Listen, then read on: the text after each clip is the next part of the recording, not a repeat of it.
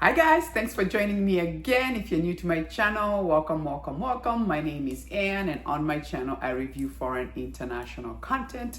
Today I'm back to review this excellent show that we are loving, Beyond the Bar. I mean, if you love anything that has to do with law and how they break down a case, then this is your show. Like, I'm just so loving. Every episode is a different case.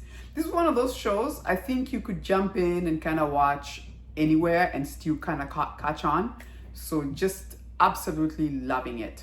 So we're in episode 5 and 6, and first of all, end of 6, who was that lady who showed up at the end there crying? And I'm like, now who's that in your life? Okay, can't wait to find out about who that is.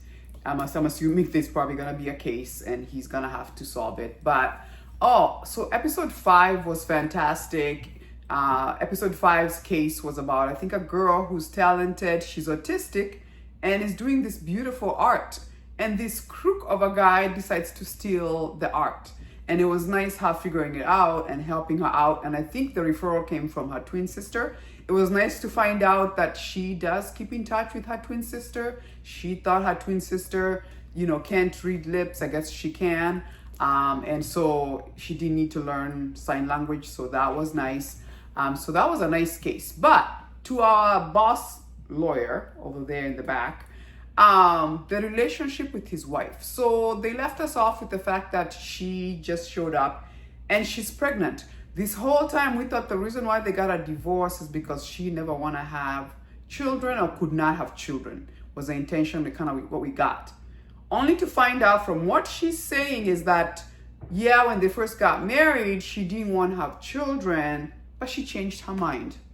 I'm like, oh, how convenient. Thank you very much. I bet you he's thinking, how convenient. Thank you very much. I'm also getting the vibe, because she also alluded to the fact that you are never there for me. I wonder if we're going to find out the reason why she decided to divorce him. It's not because she didn't love him, it was because he's a workaholic, right? He's a workaholic, and all he devotes is just his work. And that's why he's so good at it. And so by default, his outside life, the wife, suffered. And she's probably thinking, although I want to have children, you're never even there for me. How would you be there for our children, our child, right? Now, how she ended up with his best friend, I cannot wait to find out about that. But now we know she gets pregnant. And I'm also happy to know that it's not that he can't have children. Is what she alluded to is that you are never there for me. And I'm thinking, oh, I'm trying to pick up, that's probably why. Now, the divorce settlement, he wants to see the dog once a week, got that.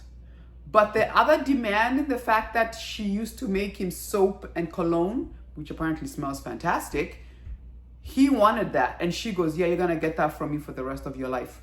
Okay, I'm sorry, how are you supposed to get over an ex if every month or however long you get perfumes and soaps from them? Now, every single time you smell, that probably just brings back memories of that person.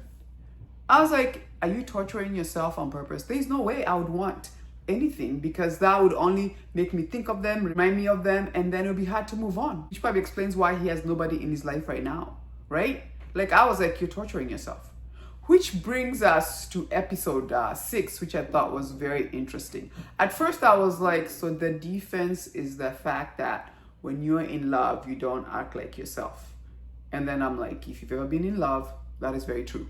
That is very true. We've all seen people in their jobs or whatever who are like strong, go-getters. But when it comes to their personal lives, I'm like, where is that same person? Like, they just meek, they let whatever happened, and you can steamroll over them.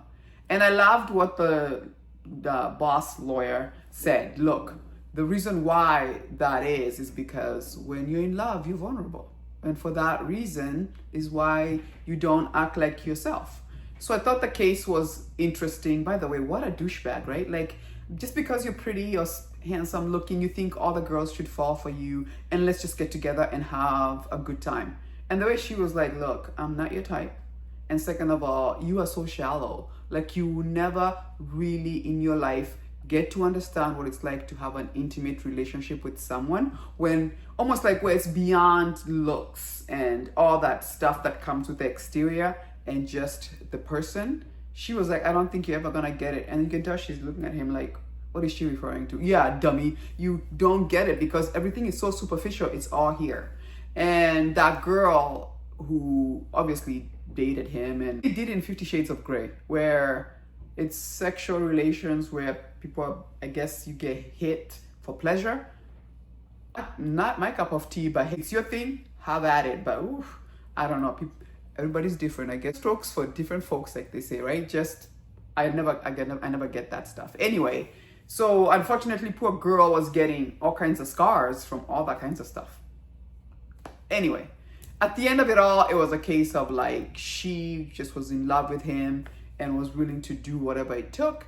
And clearly her heart was broken. And she was really trying to sue him for her heart being broken. And I'm glad he settled it, you know, in a nice way where it's kind of like, look, let's walk away from this, all that good stuff. But very true. Love, like they say, love will make you do crazy things. Even when you're that smart and you know better, you know, it's easy. You see people missing red flags, all that crazy stuff. But once again, what an excellent episode. Can't wait for the next one to see who that girl who just showed up at his gate crying. Is it his sister? Who is that? And then, by the way, next week, there's another new one coming, a historical drama, which you know I love historical dramas. It's called Bon Appetit, Your Majesty. That looks good. So let's watch out for that one. But let me know in the comment section what you thought of this one.